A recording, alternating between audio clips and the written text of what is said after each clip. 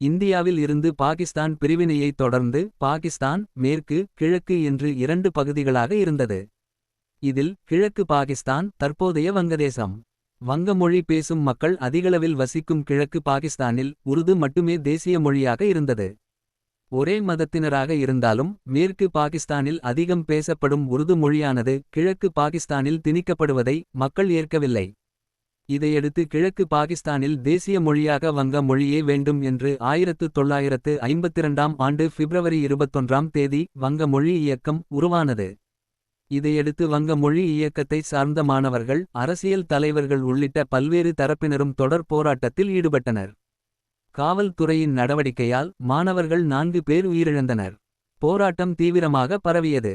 கடந்த 1956ஆம் ஆண்டு கிழக்கு பாகிஸ்தான் மொழியாக வங்க மொழி அறிவிக்கப்பட்டது.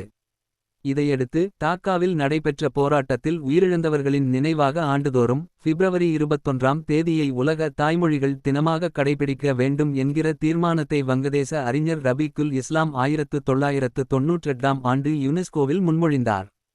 தாய்மொழிக்காக போராடி உயிரிழந்தவர்கள் அதற்கான இயக்கத்தை நினைவுகூரி அனைத்து மக்களின் தாய்மொழி உரிமையை பாதுகாக்கும் வகையில் பிப்ரவரி 21ஆம் தேதியை சர்வதேச தாய்மொழி தினமாக யுனெஸ்கோ 1999ஆம் ஆண்டு அறிவித்தது.